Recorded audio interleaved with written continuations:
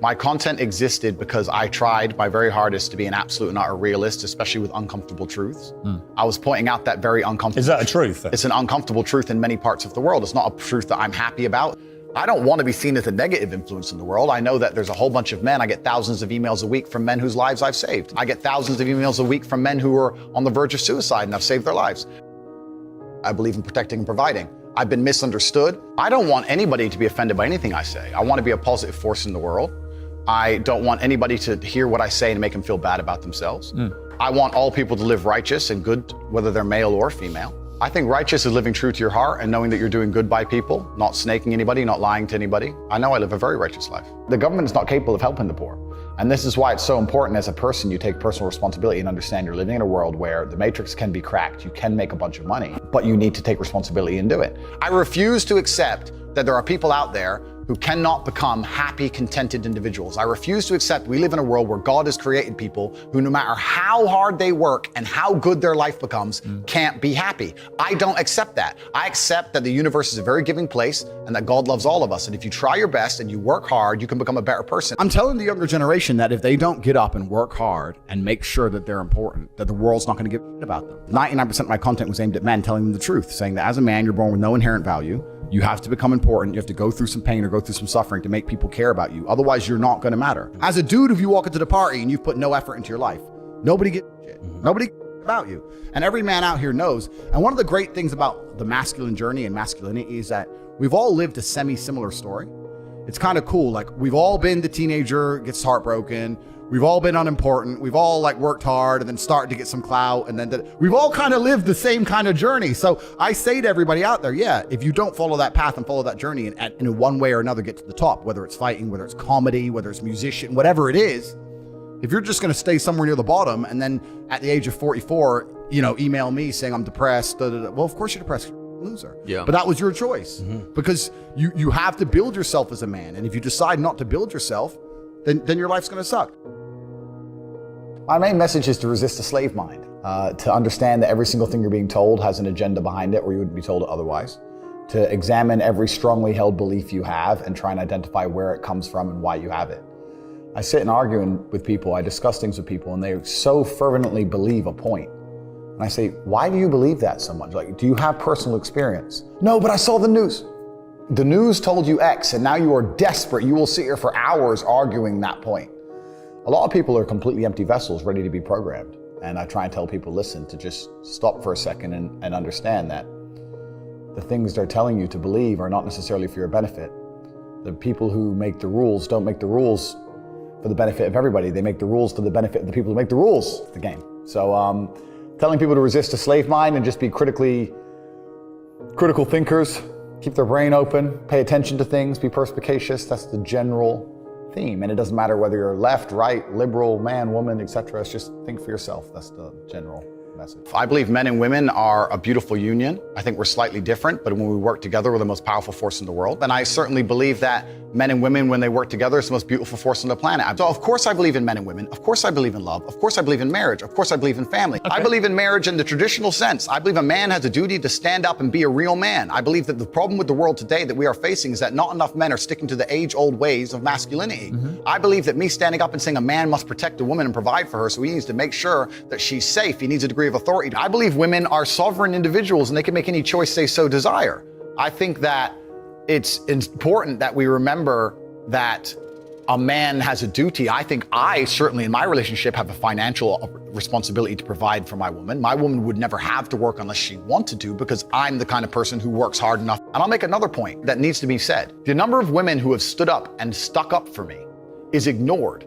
Thousands of women are making videos saying, I've met Andrew Tate, he's such a nice guy. I wish I had a man like Andrew Tate who felt responsible to protect and provide for me. You know what? I do belong to my husband. That's why I married him and I love him. We ignore the thousands of women who stood up and stood by me and said everything I said is true. This is that there's a large contingent of men who still want to make money, go to the gym, be strong, drive a fast car, be traditionally masculine, and don't want to be shamed for that. And I believe that feeling depressed is real. I don't believe depression as a clinical disease is real. No. I think PTSD is very real. Unfortunately, I have some friends who suffer from that. I know that feeling depressed is real. I believe that the number one power you have against these things are trying to take control of your own mind and affecting your own life. I believe that it's not healthy to hand over all your power and believe that depression is an outside disease that you can't affect. I know that when I've had difficult periods in my life, and also many of my friends, like I've said, suffer from PTSD and been through terrible things. I've lived a very difficult life, and I know people who have, that the things that made them feel better is when they woke up and said, you know what, I'm not gonna allow this to damage me anymore. I'm gonna take responsibility. I'm gonna get up and I'm gonna fight this as hard as I can. If someone comes to me and says, I'm clinically depressed or I feel very, very sad, I would say the first thing you need to do is stop accepting the identity of a clinically depressed person. Stop accepting you have no control over this. And what you need to do is stop identifying that way, and let's work together to try and fight against it. A lot of people who are clinically depressed are suffering with something in their life, and if you fix the problem in their life, perhaps they won't feel depressed anymore. The thousands of people who have emailed me saying, my doctor told me I was clinically depressed and it's a disease that I have got in my brain and I can't be fixed. And I started listening to you and I realized that that's not the case and I can fix my own life, and you're the only person who has ever helped me. I believe feeling depressed is real. I do not believe it's a disease that you catch from the sky and you cannot affect. I believe that no matter what happens, I believe you have control of your own mind and you can fight against it. I believe if you change your circumstances in your life, you may feel different. I'll give you a quick example. I had a guy who emailed me saying he was clinically depressed and he was going to kill himself. I obviously am not a psychiatrist, I'm not a doctor. I told him, because I replied to my emails. I said, have you been to a psychiatrist? He said, yes, I'm clinically depressed. I've been on these pills, this amount of time. I'm on antidepressants, it doesn't work. I said, I don't know what to say to you besides this. And he said he lost his girlfriend, that's why I became clinically depressed. I said, listen, go to the gym, get a six-pack first. Once you've got a six-pack, email me again. If you still feel like killing yourself, I don't know what else to say to you. But I'd say, strong body is a strong mind, go train. He went, he started sending me progress pictures, emailing me him getting in better shape, and eventually got a six-pack. He's now a professional bodybuilder. And he said, I can't believe I was considering that. I feel so much better, etc. The doctor was telling him he was clinically depressed and couldn't cure it. He started taking control of his own life, and now he felt better. That if somebody has depression of any kind, whether it's clinical, whether it exists or not, whether they feel depressed or not, whatever, that taking control of their life, taking personal responsibility and working hard is always gonna be the positive, best thing they can possibly do for their life going forward. How positive is it? Of course, money can't buy happiness, I agree. But money is the third most important thing in the world. First is your health, because you have nothing if you're gonna die. Second is your relationships, because you need love and family, that matters the most. But money can buy everything else. So money's the third most important thing. The average people come to me and say, what do I do? I'm just the average guy. And my only answer is stop being the average guy. It's my only answer. You can't just be the average guy anymore. The idea from the 1950s that you can just be the normal, average, law-abiding, hard-working citizen and you'll have a good life is gone. Any man out here who goes, I'm just gonna work hard, do my bit, and obey the laws, and I'll have a good life. No, you won't. No, you will not. Just doing your job is never gonna make you rich, because you're just gonna be taxed into infinity and you're gonna stay broke. So just obeying laws and doing your job now has set you up to be a peon and a slave for eternity. You have to get yourself in a position where you're making enough money. You don't know what to talk about, then you don't understand money. So go learn how money works. Go learn how a bank works. Go sit on YouTube for free. You don't just pay 50 grand in 4 years like a university. Go sit on YouTube and understand money, banking, or the real estate market, any of it. Understand the last housing price crash, why it happened, understand mortgage rates and how that's affected by interest rates. Understand it, and then go sit with someone else who understands it and talk about it. People should, even if they haven't got a penny in the world, should be going to these meetings about real estate, about investing, that especially if it's cheap, they should go. Just meet other people who at least have money. Have conversations about money, talk about it. How are you gonna get what you don't talk about? And yes, the cycle of precipitation, right? So a cloud comes, it rains, it falls down to the ground, it goes under the ground, whatever, goes into a stream, it moves into the stream, goes to the ocean, evaporates again up into a cloud, floats somewhere else, falls down again. It's always moving. That's how money is. People think that money is in these large, stagnant pools hidden in people's bank accounts. That's not really true. Money is constantly moving all the time. And if you can find a way to get in between it and stand in the right place at the right time, you're gonna get wet. I think that's the new modern way to view the world. It's an attention economy. It doesn't matter what you do. If you're getting attention, you'll make money from it. One habit that people need to adopt, and this is a habit I had for a very long time, and I've actually recently cleared it from my brain because I've reached a point where peace of mind is worth more than money.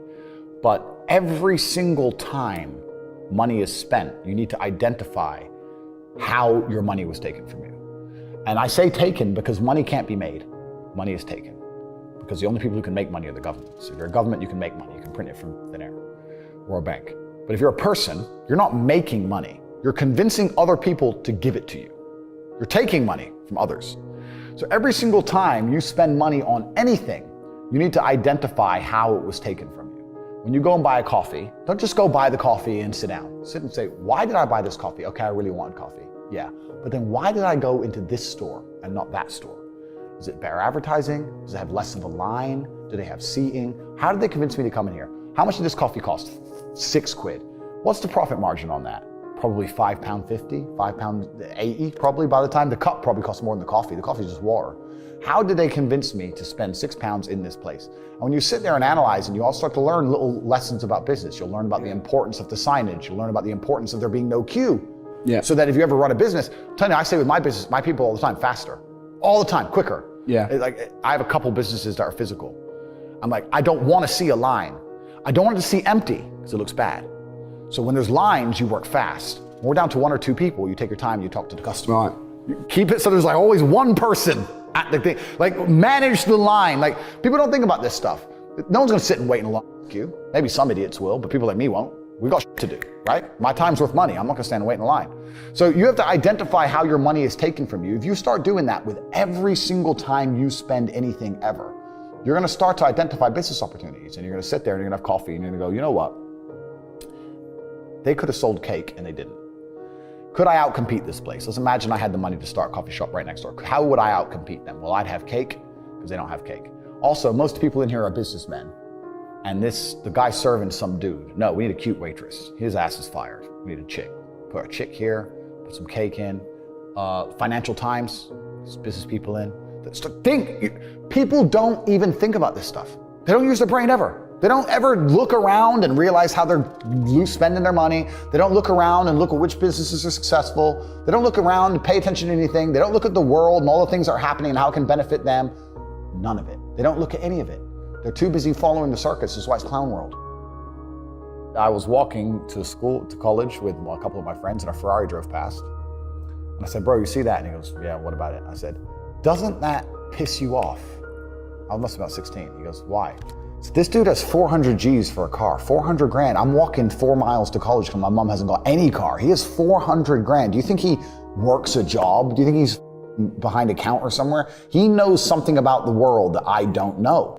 And they were like, well, he's rich. I'm like, yeah, I know. I didn't say he wasn't rich, dummy. I'm saying he knows something about the world I don't know. And I was intrigued and it angered me. I couldn't sleep for weeks. I was pissed off. Every time I saw somebody with genuine money, I understood that everything I was being told and taught and they were trying to make me believe just simply wasn't true. I was like, none of these people are getting these things by following the path that the system is trying to make me follow. And everybody intrinsically knows this. If you go to if you're at a BP, you're at a petrol station, and I pull up in my Lamborghini, nobody goes, wow, he went to school. Yeah. He studied hard. And they do that because they know that the easiest way to amass wealth is to break the rules, because the rules are not designed to allow most people to make money. You can make money within the rules, of course you can, but most people don't. Most people who follow the path work, consume, die. That's it. So I always knew the same thing as you, and I knew there had to be another way. I knew that just working for money was a paradigm that wasn't true. And then you understand making your money work for you, and you understand delinking your time from money. Yeah. You start learning to understand these things, but eventually you build a system and you build an ecosystem like me. I have 60 or 70 people work for me all around the world, and things just happen and money just kind of appears as long as everything's well organized. I mean, in my experience, like imagine if I didn't have all this money and I had to go get a job again, I'd get a sales job because I've always been a salesman. And I think that's a very important life skill to have, to be good at sales and to deal with the stress and have a commission-only environment. But I don't know if they even teach sales in university. Yeah, it's all garbage. They don't teach anything important. They just teach anything. They teach things that are going to keep you inside the slave mind. And they want you to go to school and then go to college and then go to university and get in debt. And you have to be in debt so that now you have to work. And you're working and you're in debt, and then they want you to take on more debt if possible in the form of a mortgage, which a lot of people do, which we can talk about because I know you're the property guy. Yeah. And then you're in debt now. And once you're in debt, you can't really quit your job, and it's very difficult for you to leave the country. And now they can hold things over you. That's the goal. It's all about control mechanisms, and the system is very well designed to make sure that people are conditioned to obey. It's very hard for the average person to say no to anything. Unless you have millions and millions and millions of dollars, it's very difficult to even have an opinion on subjects. That's the thing about being a man, and that's what I was saying to the kids. It's like, look, you need to get up, and it's gonna be very, very difficult. The world's getting harder and harder, especially for men. It's all clout, it's all status. There's no way you're gonna matter unless you get up and you work extremely hard. Should young men aspire to work very hard, have no criminal record, become multimillionaires, protect and provide for the women close to them, be sovereign so they can stand up and have their own points of view in face of cancellation, be able to not be mentally intimidated when they go on national TV and there's traps set up for them? Yeah, I believe that confident, strong men who stand up and protect and provide for women are a good thing for the world and a good force for the world. And I don't think that I put a magic spell on anybody. I think there's a whole bunch of men in the world who understands my value. And if men grow up to be like me, you're gonna have a whole bunch of people with no criminal record, dedicated athletes, who protect and provide for the people close to them.